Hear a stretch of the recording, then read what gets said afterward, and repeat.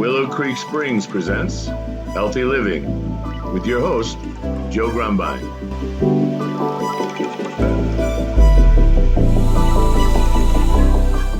Good afternoon, everybody. I would like to welcome you to the Healthy Living podcast.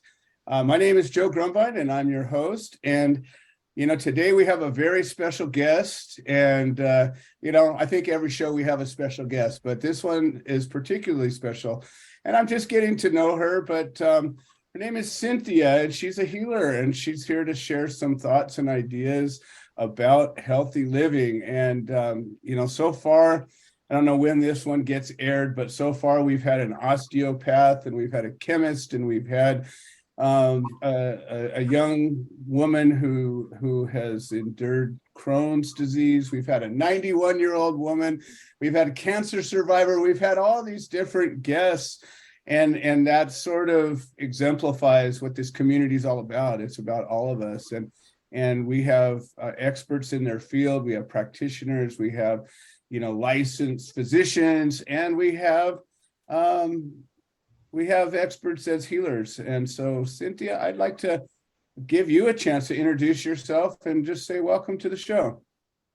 Hey, Joe. Thanks for having me on.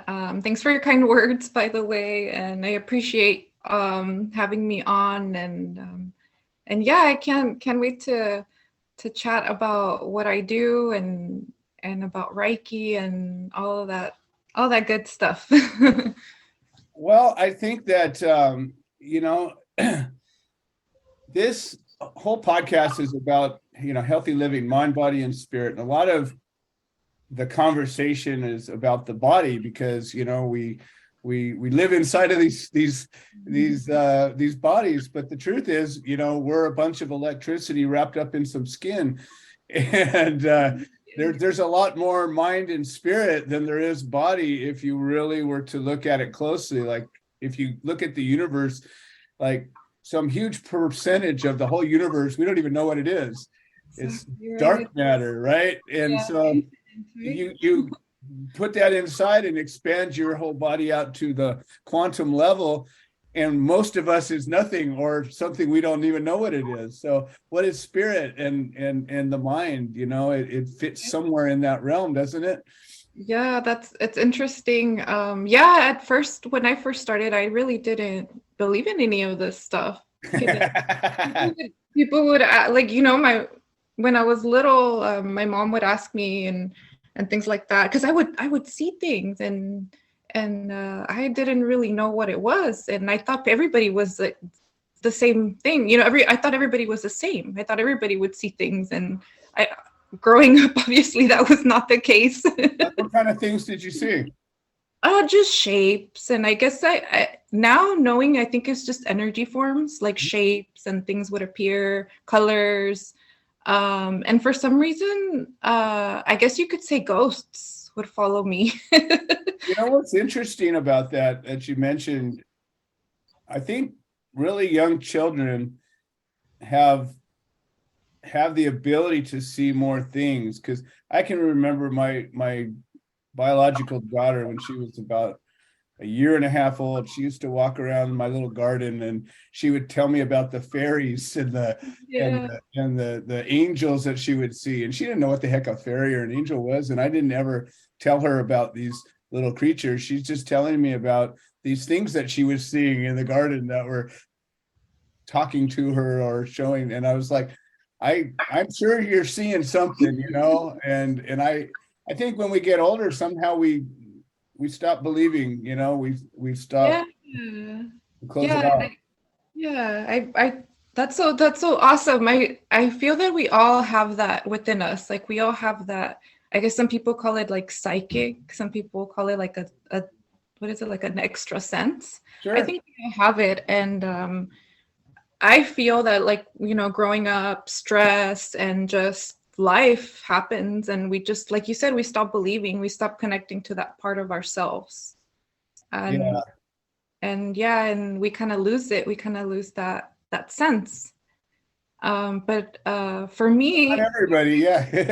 Oh yeah. So yeah, some people, like your wife, she's very special, right? And being around her, I felt it. Like I was like, oh wow, you can just feel it. And yeah, it's something very special when you have that connection and when you just have that awareness of knowing just that you have that gift. Everybody has that gift. It's they are able to measure electricity, and they're able to measure brain waves, and they even have cameras that somehow measure your aura, and I don't know. I mean, I just I've seen it. I don't know what it means or anything like that, but I know that when I've been in a particular state of mind, I've seen things like that, and I think to myself, is that me opening it up, or am I just imagining that? You don't really know, but yeah. I tend to think I'm seeing what I'm really seeing rather than imagining it, because it's not something I would particularly imagine. Yeah, exactly. Yeah, it's funny too, because it's not something that you're thinking about at the moment. It's just happening. Right. And then once well, I guess I'll go into talking about a little bit more about Reiki and how I started. So I was Reiki? What is Reiki? What is Reiki? Oh, okay. Let's get into what is Reiki. So Reiki is a form, a healing modality, energetic healing modality. It's very ancient. From what we know, it comes from the Japanese. Some people say it comes from the Buddhists. Some people say it comes from India. I've read a lot about it, and different practitioners.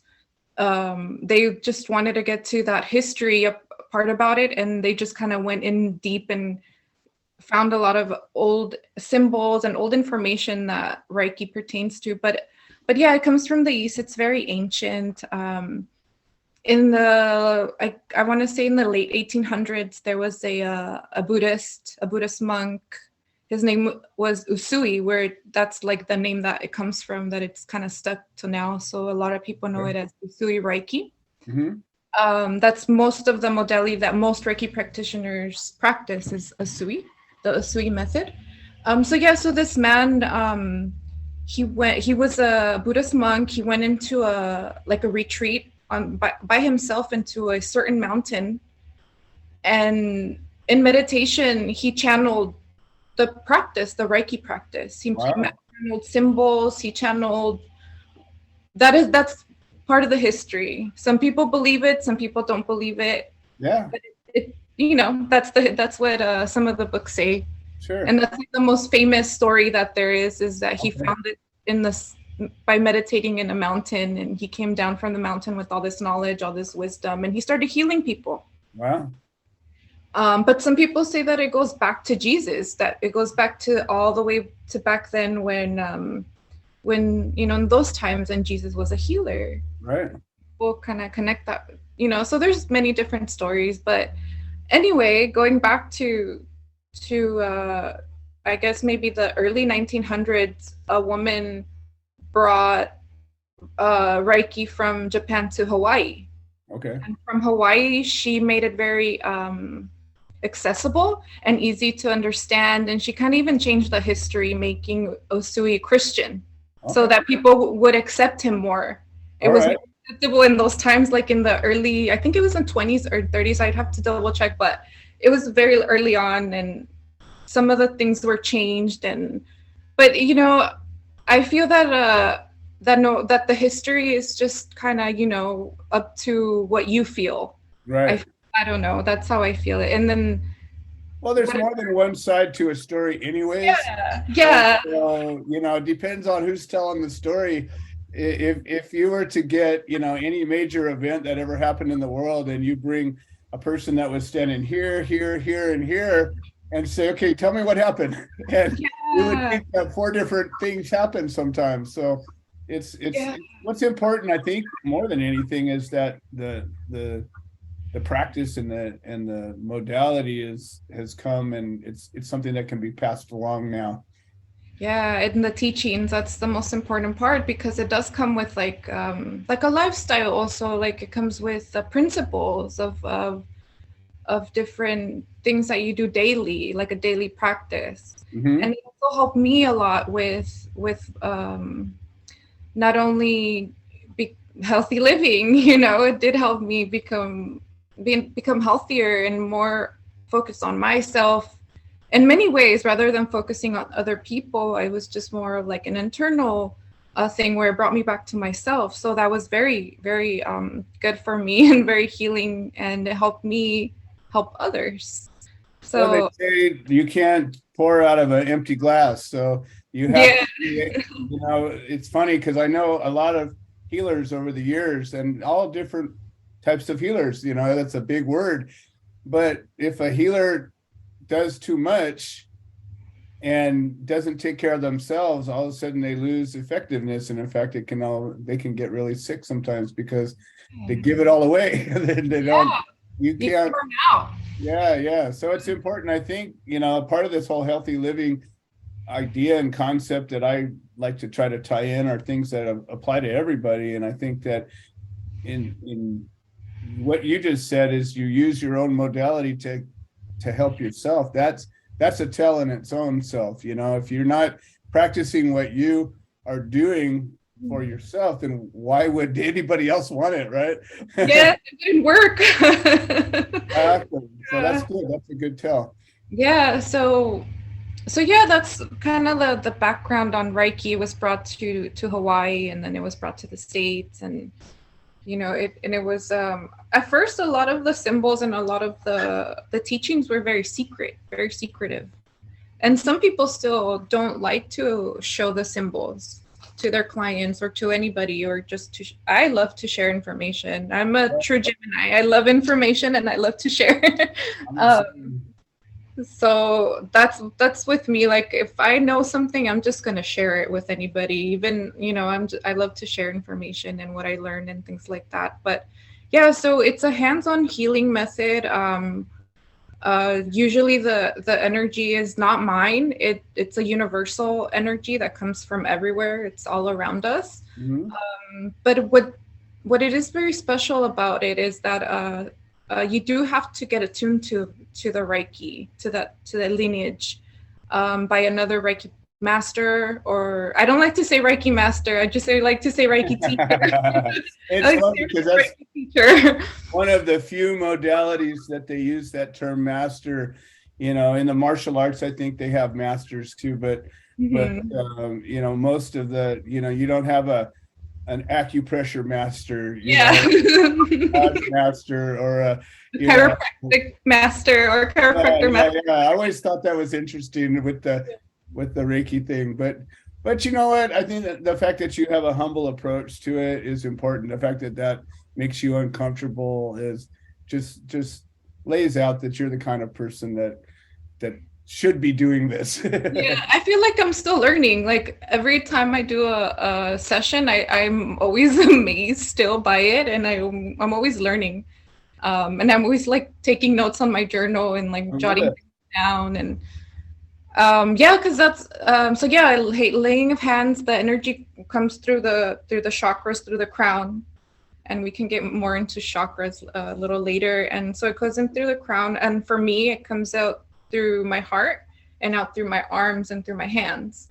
So, and I tell some of my clients like how it works and all that, and it's funny because like it just comes out of my heart. I don't really necessarily have to put my hands near you. I can just really like literally just stand there doing something so my clients know that I'm working. Right. Yeah, what's going on? What is she doing there? Right. So yeah, I have to do my movements and like the positions and things like that. But yeah, I mostly work with the chakras. I can read the chakras. I can like cleanse the energy and things like that. And I don't like to say me because it's really the person that it's receiving. They're the ones I'm just picking up on what they need and what they want. Or what their body is needing, or their spirit, whatever it is. And I'm just like facilitating whatever it is that they need. That's how I always say. I always tell my clients or anyone that's receiving, like, you're the one in charge. You're the one healing and doing everything. I'm just the assistant helping you.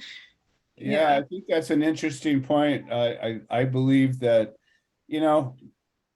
the one thing I know is that I don't know anything. So all the things that we're talking about are just our experiences and how we observe and notice and all of that. But I believe that our bodies have the ability to heal anything. Like I believe that we can manifest anything inside or outside of our bodies if we just let ourselves do it. And that there's this infinite energy that's all around us. I mean, just look up in the sky and see these, nuclear friggin' explosions happening all over the place, and gravity and magnetic fields and all this stuff. It's all energy, all of it. And, like the Bluetooth, that's energy. right, even just Actually, breath, Wi-Fi, that's another. all of it. Yeah. You can kind of think of Reiki in that way, like a Wi-Fi or like a signal. Like it's electric, it's electromagnetic. So For sure. yeah, it's and like as of lately, a lot of it's been used a lot in like medical I guess facilities like hospitals. Really? Yeah, I'll share a link with you. There's a whole organization that just uses it just for medical. Wow. Yeah, it's there's studies that started I'll share a bunch of the info with Yeah, that's exciting. I think we're going to get some more blog posts out of you. yeah. Yeah, I should get some more info on that. But yeah, it's so then with the Reiki, it's very good to de-stress. So it's really great for stress, for anxiety, depression. It's really great for pain management. So and then that's how they train us. So when someone's body is like very relaxed at a super relaxed state, it goes into like a self-healing mode. Like it goes back into like an equilibrium, I should say. And yeah, your body just starts healing itself. That's what's really another special thing about Reiki, that it's. What if I had I don't know, a broken arm, and it was really bothering me? I needed to heal fast, and I'm frustrated because it's not healing, and these things just take time, and I don't have that time, and so I'm like, okay, I got to try everything. Would going to get Reiki treatments be helpful for something like that? Oh yeah, definitely. After you went to the doctor and set your bone back, or once they set yeah. I'm not saying I just got done with an accident and go to the Reiki first. Yeah, I'm in a cast. I'm healing. Yeah. Yeah, once they put it back into place, what Reiki does, it helps you heal faster. It speeds up the healing. I'm not sure how many times. I think it just depends on the person. But yeah, it does accelerate the healing. And I want to say there's another thing that I started incorporating the Reiki with, was the CBD.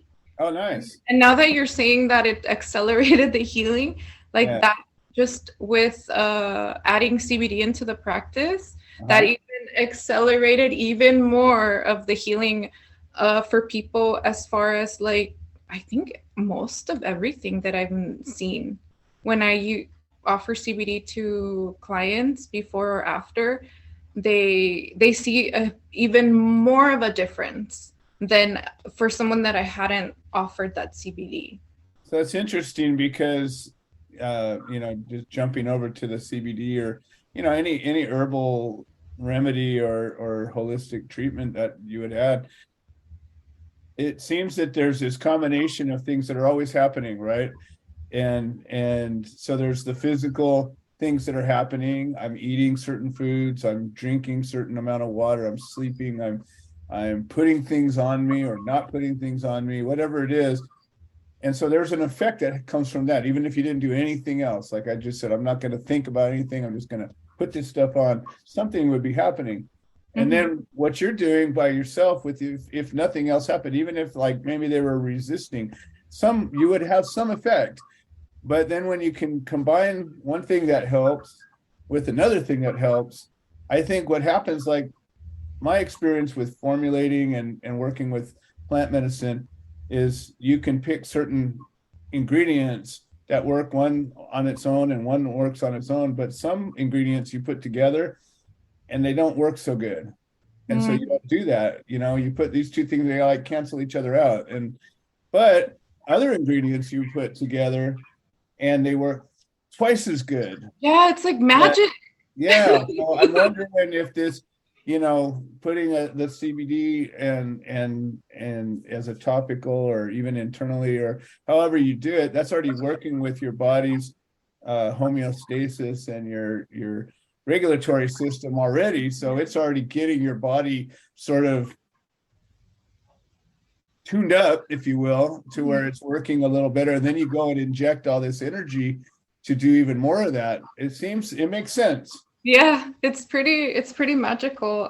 So yeah, that's been really great to great care. I feel like it's I feel like Reiki is like a natural adaptogen, just like CBD and like other herbs and plants. That's how I've seen it. Like it just does whatever your body needs it to do when you're I see a lot of people that have high stress and high anxiety. And those certain things can lead to depression. From my experience, I'm not a medical doctor. I'm not trained in any type of medical field. Me either. Yeah. I'm not a nurse. I always tell that to my clients too. Like, I'm not a nurse. I am not I don't have any medical experience, just from my experience that I've seen with myself and my family. Absolutely. People that come to me for Reiki. So yeah, it goes with high stress. I see, like I said, I see people that have a lot of high stress, depression, anxiety. So yeah, it's like an adaptogen. It works to whatever it is you're going through. For every person, it's very different. Some people might cry during a session. Some people might laugh. Some people might just be like very in their thoughts, or some people might just be chatty. And I just let it flow. I just let them be, let them happen. Just let them release whatever they need to release as I'm working on them. And what I do is, I didn't mention it, but I lay you down on a massage table fully. I was going to ask, yeah, how do you actually do it? Yeah. So laying down on a massage table, fully clothed, facing up most of the time. And then I start at the head, and it's a light touch. And then the third eye. You actually physically touch their skin. Yeah, it just depends. I ask for permission. Before the pandemic, I would do the light touch, without permission, but now, times have changed. Yeah, everything's different now. Yeah, I ask beforehand. So it's just a light touch. So nothing too, and then it's like maybe about 2 to 3 minutes on each position, which is just laying of hands. And I mostly work with the chakras. So I start at the crown, the third eye, then I'll go down each one. And I pick up a lot of information from people. I don't like to say this, but it's like part of my gift. I guess I'm psychic, I should say. Describing what's happening, it's funny because you're so humble.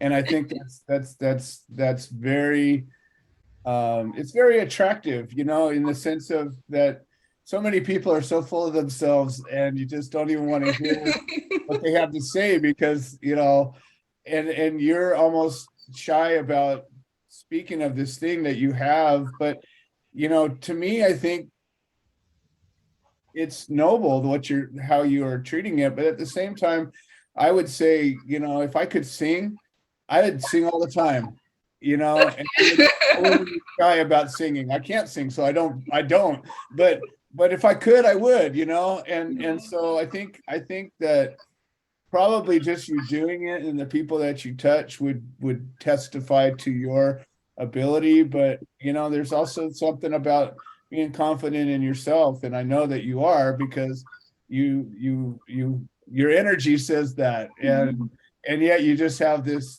humility about yourself. So thank you. That's good. I think it keeps, like, with energy, I think, like you're saying, you're tapping into source, the source of the universe, however you see it, and we like to put names on it and put, it's this or it's that or it's the other thing. But I I'm not that good. I don't know anything. So I just say, I'm the same way. I don't know anything. I'm just going with the flow. I'm going with it. I know that there's energy. I've felt it and I experience it. And so, but you're tapping into it. So like you said, you're not shooting lasers out of your eyes. You're bringing energy through you. And like, there's a technique of energy raising that I've been exposed to. And it has to do with tapping into the earth's energy through visualizing a grounding and pulling it up into you and bringing it up and raising it up and all of that. And I felt that tremendously. Like, I mean, you get warm and it's just crazy. And you get like a tingly sensation, like rising your toe, like your feet, and like it's real, like it's like you're literally like you can see it. And so knowing that, just the experience that I've had, I say to myself, well, there's plenty of energy out there, so more than we need.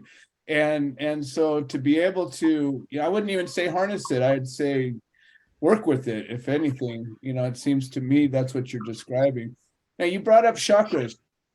I know, again, I try to treat this show like everybody is brand new and nobody knows anything. So if a word comes up that isn't necessarily on everybody's tip, I see chakras like you see these little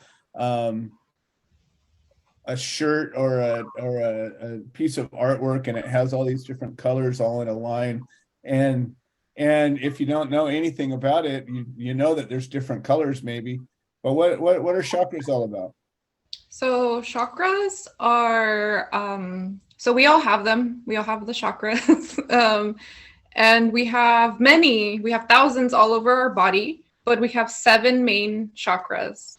And they start, some people start them up here, some people start at the bottom. So we have our root chakra, which a lot of people see it as red, black, brown. It's called the root chakra, connected to the earth. There's properties of each chakra, and you can get stuck in chakras. And there's a famous one that a lot of people always like to use is the Donald Trump chakras. He's stuck in the first 3, which is the first chakra is the root base. So it's security, money, financial, whether you have a career, how well your abundance and things like that, security, safety. And then the second one is the sacral. It's a few inches above the root.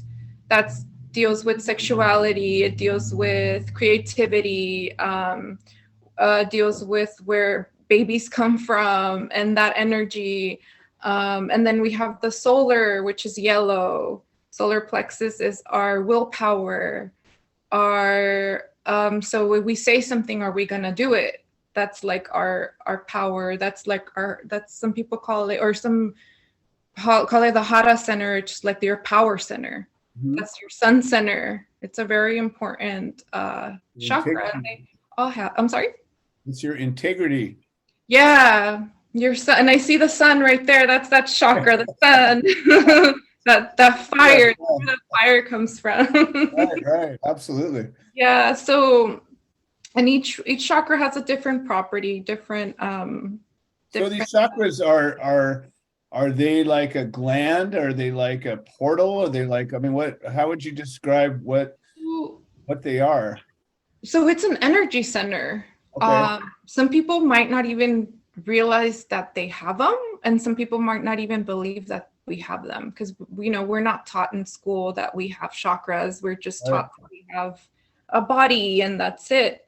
But yes, and it's believed that the chakras are linked to our glands. Okay. And they run all along our spine, and they're connected to each gland, and that is why each gland has a certain property and it does something different. And there's probably a lot more going on with all of that, Oh yeah. Like sacred geometry when you're talking about these things where, there's these shapes that occur in the universe, right? And they occur from galaxies to flowers. Yeah. And with even in our double helix of our genetic code. And you got to think to yourself, maybe there's more to it than we're seeing, right? Yes. And our energy runs in a certain way. So when I practice, I only move in a certain direction around the table because I don't want to disrupt that flow. Mhm. It could possibly hurt the person or just disorient them, and I don't. That's the opposite of what I want to do. So I'm very careful of how I work with the energy and how it's flowing. And So it's sometimes, like the force. You could have the dark side if you wanted to, right? yeah, yeah, I guess so. Yeah. But yeah, it's been pretty interesting how Reiki works. And like I said, every session is different. I'm always like so amazed with what I pick up on, because I can also pick up on certain things.